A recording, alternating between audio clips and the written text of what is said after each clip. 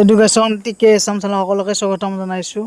বন্ধুসকল, যিহেতু আজি DLEDৰ SCRT আছাম প্ৰি এণ্ট্ৰি টেষ্টৰ ৰিজাল্ট ঘোষণা কৰিছে, গতিকে এতিয়া এৰৰ মাৰি আছে বহুতৰে, কিন্তু মাজে মাজে আহে। গতিকে চেক কৰি থাকক। এনেকুৱাকৈ আপোনালোকৰ আহিব যেতিয়া লগ ইন কৰিব। এই লগ ইন কৰাৰ পিছত তলতে নাম্বাৰটো মাৰ্কছটো থাকে, তাৰমানে এই যে গ্ৰীণ কালাৰৰ দেখিছে, মই ব্লাৰ কৰি দিছোঁ বাৰু। ইয়াতে নাম্বাৰটো থাকে। এই নাম্বাৰটো আপোনালোকৰ বহুতৰে আহিব, যোনে যিমান পাইছে। আৰু এতিয়া বহুতে সুধি আছে যে কোনোবাই কিমান % পালে ছিট পোৱাৰ চান্স থাকিব। এতিয়া মানে কি হৈছে, আপোনালোকে যদি মানে প্ৰায় 40 নম্বৰ এটা পাইছে, 40 নম্বৰ, তেনেহ'লে আপোনালোকে গভৰ্ণমেণ্টে হওক বা প্ৰাইভেটেই হওক তাত পোৱাৰ চান্স থাকিব।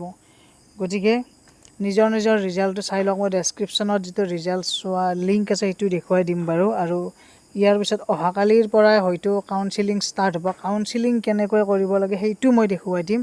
কেনেকুৱাকৈ আপোনালোকে ইনষ্টিটিউট ছিলেক্ট কৰিব, কেনেকুৱাকৈ আপোনালোকে নিজৰ ডিষ্ট্ৰিক্টত মানে কি নম্বৰ পাইছে সেই হিচাপত।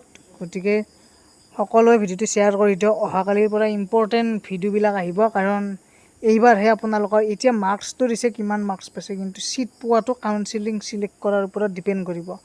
গতিকে সকলোৱে ভিডিঅ'টো শ্বেয়াৰ কৰক। আৰু scrt.assam.gov.in ৱেবছাইটত গৈ কিনে আপোনালোকে ৰিজাল্টটো চাব পাৰিব। লগ ইন কৰি ল'ব ফাৰ্ষ্ট, ডেট অফ বাৰ্থ আৰু আপোনালোকৰ মোবাইল নাম্বাৰটোৰে।